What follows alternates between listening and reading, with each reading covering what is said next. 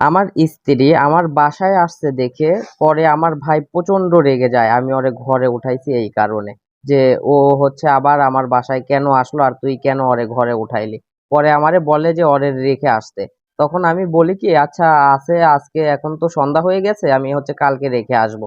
কিন্তু আমার ভাই কোনোভাবেই মানতেছে না যে হচ্ছে ওরে কোনোভাবে আমি ঘরে উঠাইতে পারবো না, তুই ইয়া কর এখন ওরে পাঠা। তখন আমি তখন মানে পাঠাইতে না স্বীকার যাই, যার কারণে হচ্ছে আমার ভাই আমারে মারার জন্য বিশাল বড় একটা হচ্ছে কাঠের ইয়ে নিয়ে আসে। পরে হচ্ছে আমি আমার ঘরের মধ্যে ঢুকে ঘরের দরজা আটকাই দেই, পরে দরজার উপরে অনেক জোরে জোরে হচ্ছে ওই কাঠ দিয়ে ইয়া করতেছিল বাড়ি বাড়ির। মারতেছিল জানি ওরে মারতে পারে। কিন্তু দরজা ভাঙতে পারে না। পরে হচ্ছে আমার বড় মা তারপরে আমার মায়েরা সবাই বড় ভাইকে ধরে, ধরার পরে আমাকে ঘর থেকে বের করে দেয়, বলে যে তুই এখন এখান থেকে চলে যা, নাইলে হচ্ছে অনেক বড় একটা ঝামেলা হয়ে যাবে। কিন্তু পরে হচ্ছে আমি ওরে মানে নিয়ে রীতিমতো ওরে বাসা থেকে বাইর করে দেয়। বাসা থেকে বের হয়ে যাই। বের হয়ে যাওয়ার পরে এখন কোথায় যাব আমরা? পরে হচ্ছে ওই দিনটা ছিল ঈদের আগে, মানে একদিন পরেই হচ্ছে ঈদ। মানে চাঁদ রাতের আগের দিন ছিল শেষ রোজা। হ্যাঁ, তখন আমি ওরে নিয়ে ঘর থেকে বের হয়ে গেলাম। যাওয়ার পর এখন ওর মা কল দিতেছে, দিয়া বলতেছে হচ্ছে ওরে একটা গাড়িতে উঠায় দে। তখন আমি বলতেছি মানে ঈদের আগের দিন তো, মানে সব গাড়ি ঢাকা থেকে আসতেছে, কিন্তু রাত বেজে গেছে মোটামুটি 11টার মতো। এর মধ্যে আর কোনো গাড়ি হচ্ছে আমরা পাইতেছি না, ওরে কেমনে উঠাবো? আর আমারও মন চাইতেছে না যে ওরে হচ্ছে আবার পাঠায় দেই। এখন মানে আমি কোনো সিদ্ধান্ত নিতে পারতেছি না যে আসলে এখন কি করা যায়। পরে হচ্ছে আমরা বাস স্ট্যান্ডে গেলাম ওরে নিয়া। আমি আর ও বাস স্ট্যান্ডে যাওয়ার পরে এখন গাড়ি যে উঠাই দেবো, এখন বাস কাউন্টারে যে কোনো গাড়ি পাইতেছি না। তখন আমার মাথায় একটা বুদ্ধি আসলো। আমি হচ্ছে আমার খালাতো ভাইকে ফোন দিলাম, দিয়া বললাম যে আমরা হচ্ছে তোদের বাসায় আসতেছি। তখন বলতেছে যে এত রাত করে কি হয়েছে? তখন বললাম যে বাসায় একটু ঝামেলা হয়েছে, তো হচ্ছে আমার সাথে আমার বউ আছে আর আমি আসতেছি। তখন বলল যে আচ্ছা আসে। পরে হচ্ছে রাত্রি 11টার দিকে হচ্ছে আমার খালামণির বাসায় গেলাম, যাওয়ার পরে ওইখানে এক রাত থাকলাম। এমনি থাকার ও পরে বাইরের বাসায় যাইতে পছন্দ করে না, মানে এমন একটা সিচুয়েশন চলে আসছে যে ওর এখন বাইরেই থাকা মানে লাগবে। আমি ছোটবেলা থেকে এত বড় হয়েছি, কোনোদিনও মানে আমার কোনো আত্মীয় স্বজনের বাসায় যায় যে থাকা এক রাত এরকমের কখনোই থাকি নাই। হয়তো বা আত্মীয় স্বজনের বাসায় যাওয়া হয় 2-3 বছরে হয়তো বা এক আধবার এরকম টাইপের। তো আমি ওর জন্য হচ্ছে আমার খালামণির বাসায় গেলাম, যাওয়ার পরে এক রাত থাকলাম। এর মধ্যে হচ্ছে আমার বাসায় জানতে পারছে যে আমরা হচ্ছে খালামণির বাসায় গেছি। পরে আমার বাসা থেকে ফোন দিয়ে আমার খালামণিকে বলে যে ওরা হচ্ছে তোদের বাসায় গেছে, আর তোরা জায়গা দিছিস কেন, এখন ঘর থেকে বের করে দে। তখন আমি খালামণিকে বলি আচ্ছা একটা দিন থাকি আমরা, তারপরে হচ্ছে চলে যাব। এখন পরের দিন হচ্ছে ঈদ, সকাল হয়ে গেছে, আজকের দিন যাবে, কালকে সকালে ঈদ। তখন কি করব এখন? খালামণিকে কোনো রকমের বোঝায় সেই দিনটাও থাকলাম। থাকার পরে এখন হচ্ছে ওর হচ্ছে কোনো জামা কাপড় নেওয়া যায় নাইকো, ও ঢাকা থেকেও কোনো জামা কাপড় আনে নাইকো, আমার বাসা থেকেও কোনো কিছু আমরা নেই নাইকো, একদম খালি গায়ে যেটা আছে এটা নিয়ে আমরা বের হয়ে গেছি। পরে হচ্ছে এখন ও আবার ঈদের মধ্যে এখন মানে কখনো তো ঈদের মার্কেট ছাড়া ঈদ করছে এরকমের হয় নাই। এই জন্য ওর মন খারাপ হয়ে যায় প্রচন্ড। তখন ও আমাকে বলে যে তুমি ঈদের মার্কেট কইরা দিবা না। মানে ওর মন মানসিকতা সব সময় বাচ্চা বাচ্চাই। আমাদের মানে থাকার জায়গা নাই, রাস্তায় রাস্তায় ঘুরতেছি আর ও। আমি একদমই বলি না ঈদের মার্কেট করে দিবা না, কিন্তু আমার মন খারাপ হয়েছে। আমি ঈদের মার্কেট আমি তো বুঝতে মানে পারতেছি জামা সবকিছু। কাপড় না পাইলে স্টিল না, এখন আমার ঈদের মার্কেট করা হয় না, কিছুদিন পরে ঈদ। এখনই আমি কাইতা যাবো, আমার মার্কেট কেন হইলো না, একটা জামা পাইলেও আমি খুশি হই না। তাও যদি সুতির জামা দেয় তাও আমার ভাল লাগে না, আমার জর্জেটের জামা দেওয়া লাগবে, তাইলে আমার ঈদ হইবে, নইলে আমি ঈদের দিন সারাদিন কান্দি। সেই পরে কি করব, আমি হচ্ছে আমার এক ভাইয়ের থেকে হচ্ছে কিছু টাকা ধার করলাম। ধার করার পরে হচ্ছে ওরে মার্কেটে নিয়ে যেয়ে একটা জামা কিনা দিলাম, এই যে এই সেই জামা। আর এটি নিয়ে একটা ব্লগ আছে, এই ব্লগটা যদি কেউ দেখতে চান তাহলে আপলোড করে দেবো, মানে কমেন্ট করে খাইতে জানাইন। পাইতেছি না, জায়গা নাই আর ব্লগ বানাই। আমাদের মানে বাচ্চা কইছে কারে। সেই পরে পরে একটা জামা কিনা দিলাম, পরে ওর মনটা একটু ভালো হইলো, তাও মানে ওর মন মতো হয় নাই গো। জামা যে হইছে ওইটাই বড় বিষয়। পরে পরে কি করব? এখন বাসা থেকে ফোন দিয়ে তো খালামণিরে খুব প্যারা দিতেছে যে এখন বের করে দে, বের করে দে।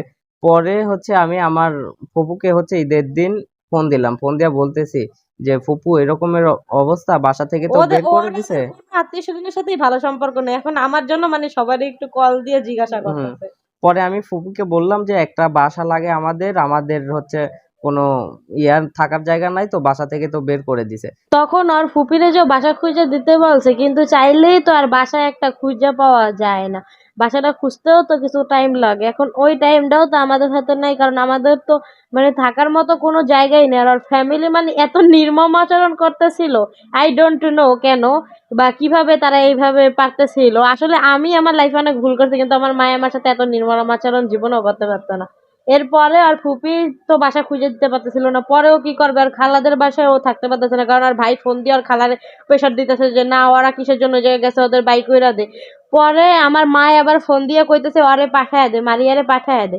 পরে রূপস বলতেছে না গাড়ি নাই, গাড়ি নেই, আমি ওরে পাঠাইতে পারতাছি না। কিন্তু চাইলে পাঠাইতে পারতো, কিন্তু ও ইচ্ছা কইরাই মানে পাঠায় নাই সেই সময়। এটা তো আমি দেখতে পাইতেছিলাম যে ও ইচ্ছা করে পাঠায় নাই। পরে আমারে বলে কি তুমি কি যাবে, পরে আমিও রাজি হয়ে যাই যে হ্যাঁ আমি চলে যাবো। পরে তাও ও পাঠায় না, ও বাসাটাই খোঁজার চেষ্টা করতেছিল। পরে আমরা পরের দিন মানে ঈদের পরের দিন আমরা নানুর বাসায় যাই। নানুর বাসায় যাই, সেখানে একদিন এক রাত থাকি।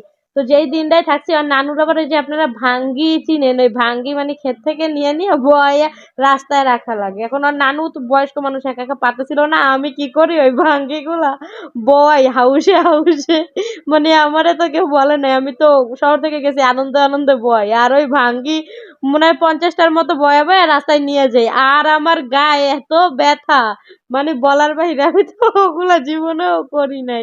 মানে এটা অনেক ফানি, এই কারণে মানে শেয়ার করলাম আপনাদের সাথে। পরের দিন মানে 2 দিন পরে আর ফুপি একটা বাসা পায়। বাসাটার কন্ডিশন একদিন পরে। একদিন পরে ওর বাসাটার কন্ডিশন অতটা ভালো ছিল না, 1,000 টাকা ভাড়া, বাইরে ওয়াশরুম, মানে খুব খারাপ কন্ডিশন বাসাটার। তাও এখন থাকারই জায়গা নাই, বাসা যে পাইছি ওইটাই বড় বিষয়। পরে ওই বাসায় উঠলাম। ওঠার পরে এখন আমাদের তো থাকার জন্য কোনো জিনিসপাতি লাগবে।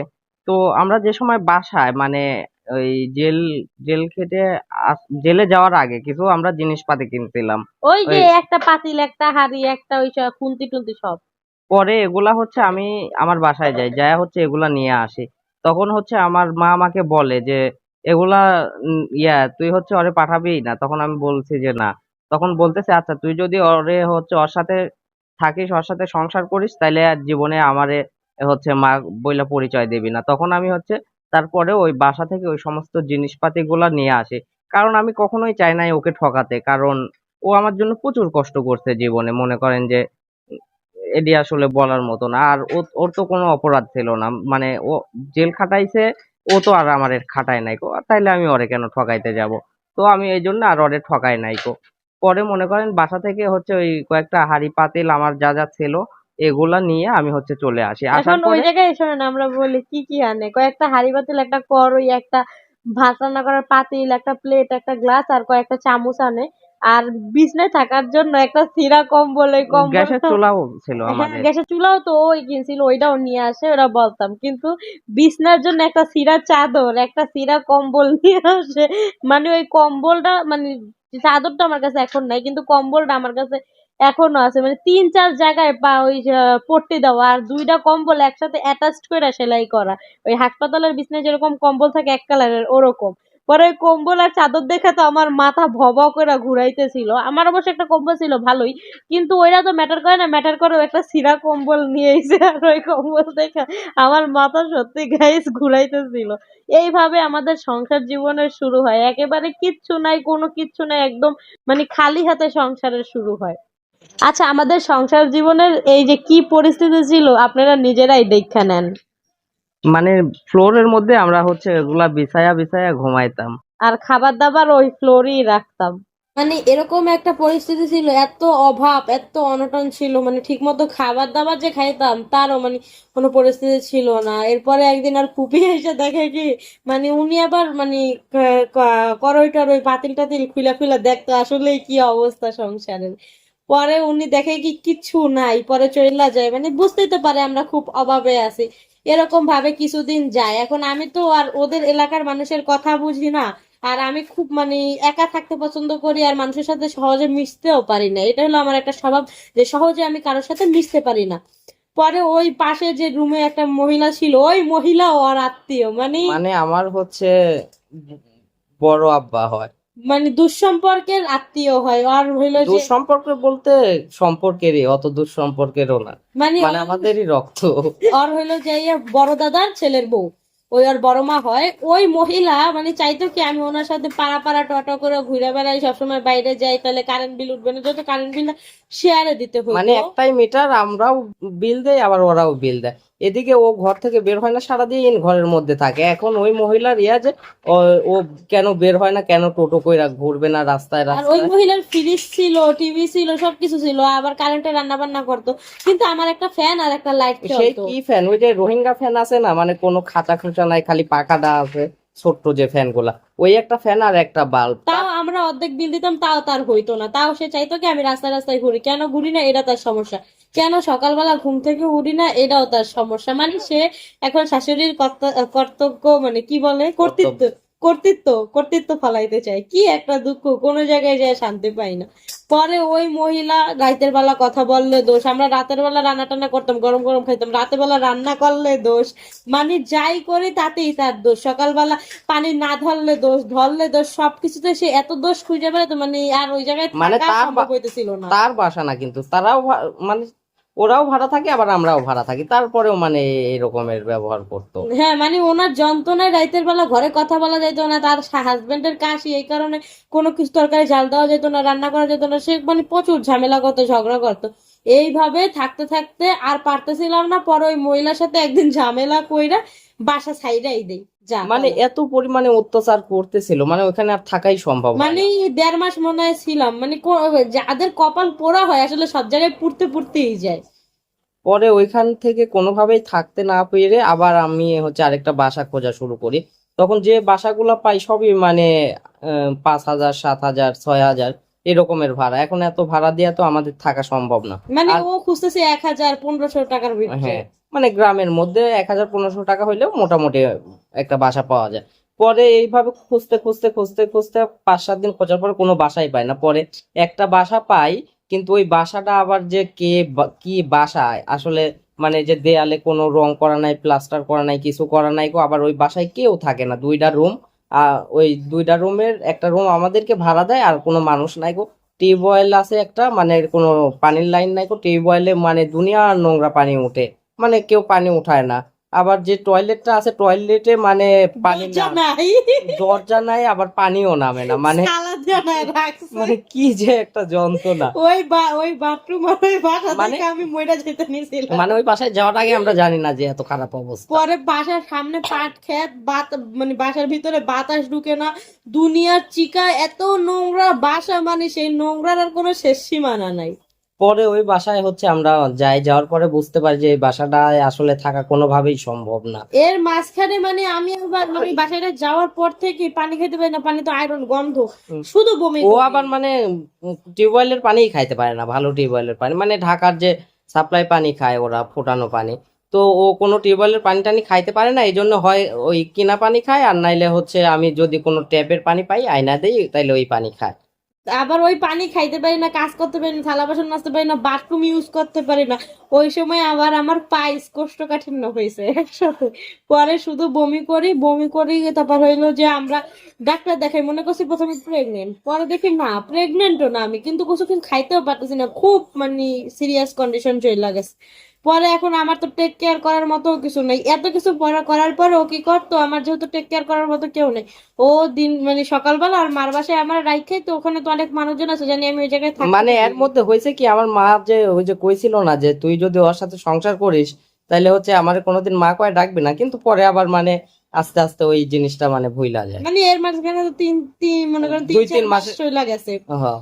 পরে মানে কোনোভাবেই ধরা যাইতেছে না যে আমার কি সমস্যা হয়েছে। 3-4 বার কিট টেস্ট করছি, না আমি প্রেগনেন্ট না, তাও বমি, তাও কোষ্ঠকাঠিন্য, মানে সমানে মানে মইরাই যেতেছিলাম। 7-8 দিন ধরে টয়লেট হয় না, কোনো কিছু খাইতে পারি না, কোনো পানি টানি কিচ্ছু খাইতে পারতেছি না।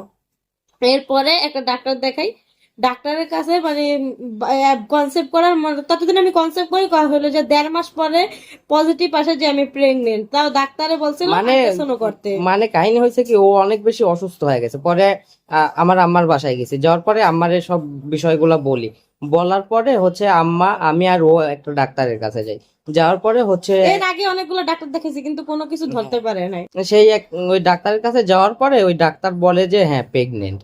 তখন মানে আমরাও বুঝতে পারি সিমটম দেখে যে হয়তো বা প্রেগনেন্ট। আর ওই যে যেই বাসাটায় ছিলাম ওই বাসাটা এত নোংরা এত নোংরা, আমি মনে করছি এই নোংরা বাসায় থেকে আমি অসুস্থ হয়ে গেছি। হ্যাঁ, পরে ও প্রেগনেন্ট হয়ে গেল।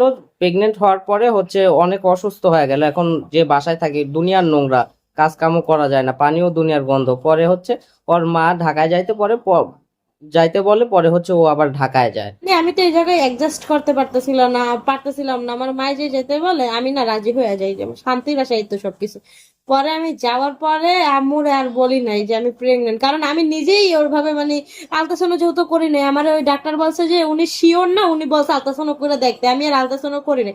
কারণ আমার মনে হইতেছিল কি আমি তো পরেও বাসায় যাই কিট টেস্ট করি, পরে পজিটিভ পাই নাই। পরে আমি মনে করছি ডাক্তারে হয়তো বা আলট্রাসাউন্ড করতে গেছে, আলট্রাসাউন্ড করতে তো মিনিমাম পয়সা লাগে, আমার কাছে তো ওই টাকাটাও ছিল না। পরে আমরা মানে ওইভাবে সিরিয়াসলি নেই না ওই বিষয়টা, যে পরে হইলে হয়তো বা কি আসবে, নাহলে প্রেগনেন্ট হইলে তো কিটে প্রকাশই পাইতো। পরে ঢাকায় যাওয়ার পরে আম্মু আর নানু দেখেই তো বুঝতে পারে। পরে আমারে বারবার জিজ্ঞাসা করতেছিল, যেহেতু আমি শিওর না এই কারণে আমি বলি নাই। পরে আম্মু কি করে আমার একটা ডাক্তারের কাছে নিয়ে যায়, পরে ওর জায়গায় হলো যে প্রস্রাব টেস্ট করে, আর পরে আরো যা যা আছে সবকিছু করে। পরে ডাক্তারের সাথে আম্মুর কি কথা হয়েছে আমি আর জানি না, আম্মু আমার একটা ওষুধ এনে দেয়, যে ওষুধটা আমি মানে খাইতে রাজি ছিলাম না, আমি কোনোভাবেই খাবো না ওই ওষুধটা। এই আর নিয়ে আমার মার সাথে আমার একটা দ্বন্দ্ব হয়, কারণ আমি মনে করছি কি মানে ঘটনা হয়েছে কি, যেহেতু এর আগে একটা আমাদের বেবি নষ্ট হয়েছে, যার কারণে ও ভয় পায় যে এবার। ভয় পায় আর মায়ের চরম সন্দেহ করে। হ্যাঁ, মানে এতদিনে আমার শাশুড়িও মানে মোটামুটি সবকিছু একটু স্বাভাবিক ভাবে মানতে শুরু করছে, আর মানে আম্মু আগের মতো এত মানে ইয়া কেয়ার করে না। করতো, অনেক ভালোবাসতো, হ্যাঁ, মানে ছোটবেলা থেকে আমার জন্য আমার মা মানে এত কষ্ট করছে মানে এত কষ্ট পৃথিবীতে করছে। যাই কিছুই হয়ে যাক, এই যে আমার সাথে যে ঝামেলাগুলা হয়েছে, কিন্তু ওরে ভালোবাসার কারণে, মানে মানে এই জায়গার যে মানে ওর পরিবেশ আমি ওর একটা সুন্দর ভবিষ্যতের আশায় যে এই যে আমার সাথে এত কষ্ট করে, ওর মা হয়তো বা চাইতো যে একটা ভালো ফ্যামিলিতে দিতে। স্টাবলিশ ছেলে দেখা হুম, বিয়ে দিতে জানি আমি কষ্ট না করি হ্যাঁ, আমি। আর আমার মার জীবনে এত কষ্ট, মানে আমার মা জীবনে অনেক কষ্ট করছে শুধুমাত্র আমার জন্য। স্টিল নাও আমি যে এত অন্যায় করছি, আমার মার ঘর থেকে 2-3 লাখ টাকা নিয়ে চলে গেছি, বারবার বাইরে যাইতাম, অন্য কোনো ফ্যামিলি হয়তো ওই মেয়েরে খুঁজতোই না, কিন্তু আমার পরিচয় দিত না, বলতো যে তোর যা খুশি তুই কর, যেখানে খুশি যা। তারপরেও মানে ওর মা। মানে বারবার নিয়ে যেত, বারবার মানে চাইতো কি আমারে মানে ভালো একটা পরিবেশ দিতে, ভালোভাবে রাখতে। এই যে ও কিছু করে নাই, তারপর ওর ফ্যামিলি ওর সাথে এত দুর্ব্যবহার করছে, নিজের চোখে দেখছি। যেহেতু নিজের দোষে কোনো চুরি চামারি করে জেল খাটে নাই, তারপর ওর সাথে যা হয়েছে। কিন্তু আমি যদি কাউকে খুন করে জেলে যেতাম, তাও আমার মা আমারে আবার গ্রহণ করতো, চাইতো আমার মেয়ে যত তাড়াতাড়ি পারে জেল থেকে জানি বের হয়ে যায়। আমার মা এরকম, মানে মানে আমার ওর প্রচুর জন্য ভালোবাসে। পৃথিবীতে যা কিছু আছে সবকিছু করতে পারে ওর মা। চাইলে একজনের খুনও করে দিয়ে দিতে মানে পারে। মানে তার হচ্ছে দুইটা মেয়ে, আমার বউ আর হচ্ছে আমার একটা ছোট শালি আছে। কিন্তু আমার কিন্তু আমার শালির চাইতে মানে ওর যদি মানে সে কি করলো না করলো এটা মানে অতটা গুরুত্ব দেয় না। কিন্তু ওর যদি একটা বিন্দু পরিমাণে কোথাও কষ্ট হয়, ওই কষ্টটা মানে বকা দিক গালি দিক যাই করুক, কিন্তু ও কখনো মানে ওই। মানে আমার বোনের প্রতি থেকে আমার প্রতি তার সফট কর্নার বেশি। যে সময় আমার বোন অনেক ছোট ছিল, আমার বোনের যে সময় 4 বছর বয়সের সময় আমার বিয়ে হয়, আমার ওই বোন ছোট থাকতে পরে রাইখা রাইখা আমার মামার বাসায় রেখা রেখা আমার কাছে আইতো, ঝামেলা করতে, অশান্তি করতে, কেস মামলা দৌড়াদৌড়ি করছে। কিন্তু সব থেকে তার বড় ম্যাটারই ছিল আমি, আমার সে অনেক ভালোবাসতো।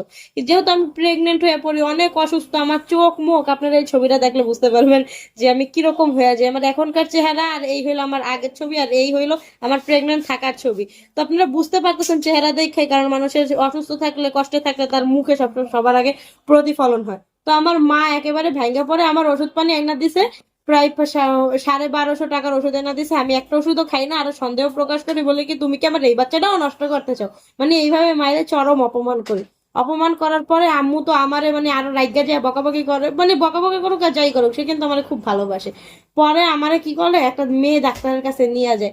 পরে ডাক্তারটা মানে আমারে বলতেছে যে আপনার মেয়ের টেস্ট করাইতে হবে, আপনার মেয়ে দেখতে হবে বাচ্চা সুস্থ আছে নাকি কি হয়েছে। পরে আমি না ওই টেস্ট করাইতে রাজি হইনি, কারণ আমি মনে করতেছিলাম কি আমার অ্যাবর্শন করাইতে নিয়ে গেছে। চরম বৃষ্টি, চরম বৃষ্টি, মানে চরম বৃষ্টি, একদম মানে একদম হই হই করে বৃষ্টি পড়তেছে, ঠাডা পড়তেছে। এই আর মাঝখানে আমি জুতা পরার নাম করে মানে 1 সেকেন্ডের ভিতরে দৌড়ে পালায় যাই। হসপিটাল থেকে ও দৌড়াইয়া বের মানে হয়। বৃষ্টিতে ভিজতে ভিজতে, আর মানে মা যে বৃষ্টিতে ভিজে আমার ধরবে বা কিছু করবে, মানে চরম বৃষ্টি, মাই তো বাইরেতেই পারতেছে না। আর আমি বৃষ্টির ভিতরে দৌড়ে দৌড়ে কই যাই না যাই, মাই মানে ঠিকই পাইতেছিল না যে কি করলো ওইটা। পরে আমি ওই বৃষ্টির জামা মানে ভিজা জামা পরে বাসে যাই, বাসে দিয়ে আমি গাবতলি যাই, গাবতলি থেকেই তোদের বাস স্ট্যান্ড। পরে আমার জামা, ওই গায়ের ভিজা জামা গায়ে শুকায়। পরে ওই ওই জামা পইরাই আমি নাটোর আসি। নাটোর আসছে আমাদের যে ভাড়া বাসা ছিল, ওই ভাড়া বাসায় যাই। ভাড়া বাসায় যাই শুনি কি ও ওই বাসা ছাইরা দিছে, ঘরের ভিতরে জিনিসপাতি আছে কিন্তু ও বাসা ছাইরা দিয়ে ও 2 দিন আগে চলে গেছে। পরে মানে ওই বাসায় থাকার মতো কোনো অবস্থা নাই, টয়লেটের পানি নামে না, আবার টিউবওয়েলের পানি দুনিয়ার নোংরা, বাসার পরিবেশ খুবই নোংরা, দেওয়ালে কোনো প্লাস্টার নাই, রং নাই, মানে খুব খারাপ অবস্থা। পরে বাতাস টাতাস কিছু থাকে না। পরে রাস্তা যেটা বৃষ্টিতে মানে মাটির রাস্তা তো কাদা হয়ে থাকে, ময়লা ফালাইতে যাওয়া লাগে 1 কিলোমিটার দূরে।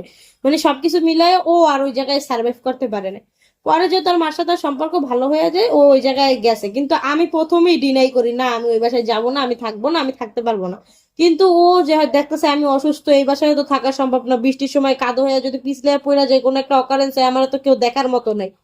পরে ও কি করে, আর মার বাসায় ওই বারান্দায়, আমি যে প্রেগনেন্ট তাতেও তারা আমার কনসিডার করে না। এই জায়গায় কিন্তু অনেক মাস চলে গেছে, ওই বারান্দায় আমাদের থাকতে দেয়। এখন কি আর করার আছে, যেহেতু বাসা ছাইরা দিছে, বাসা নেওয়া সম্ভব না, আমি চাইলেও আর কিছু বলতে পারতেছি না। কারণ মানে আমি চাইতেছিলাম কিছু একটা বলতে, কিন্তু ওরকম স্পেস নাই যে আমি ওরা আলাদা ভাবে কিছু একটা বুঝে বলবো। পরে ওই বারান্দায় আমি প্রেগনেন্ট, আমার নিয়ে থাকে 2-3 দিন মনে করেন। থাকার পরে মানে পুরা একটা সংসারের একটা প্রেশার আছে না, আমি তো খুব অসুস্থ। 15-20 দিন মনে হয় থাকছিল। 15-20 দিনের বেশি ছিলাম। হুম। পরে হইলো যে ও তো নতুন দোকান দিছে, মানে পুরো সংসারের একটা প্রেশার। মানে সকালবেলা 4টার দিকে উঠতে হইতো, মানে উঠার পরে ওই ঘর বাড়ি ঝাড়ু দেওয়া, রান্না বাড়া। 4টা বাজে উঠা কিন্তু একটা, মানে আমি তো 10টা বাজে উঠি, আমার কাছে 4টা বাজে উঠাটা খুব টাফ কিন্তু।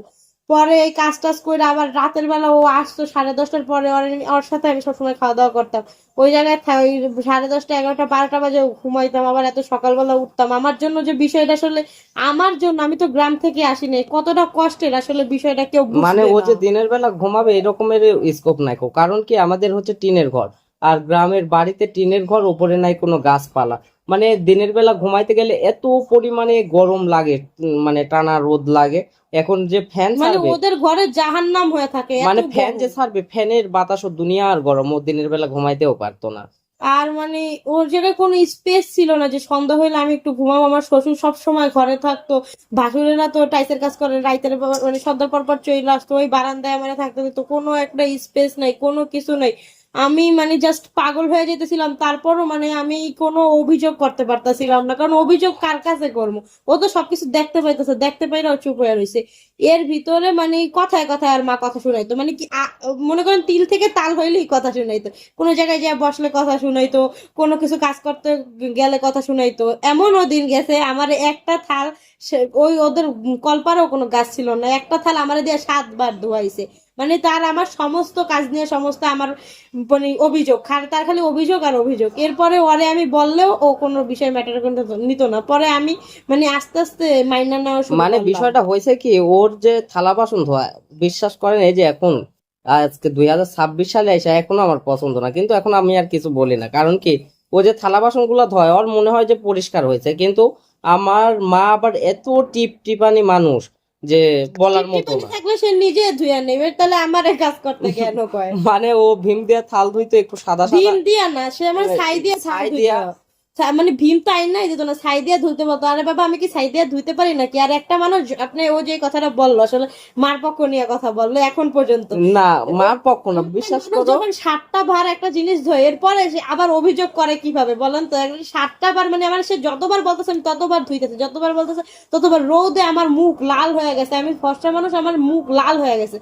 তারপরও সে আমারে আবার বলে কি যে থাল আবার ধুয়ে নিয়ে আসে। তখন মানুষের মেজাজটা কি হয় তাও আমি কিছু বলি না, কিন্তু ওইগুলো দেখতো নিজের চোখে, তাও কিছু বলতো না। রান্না করতাম, রান্না মোটামুটি ভালোই হইতো, তারপর এইটা হয়েছে কম, এইটা হয়েছে বেশি।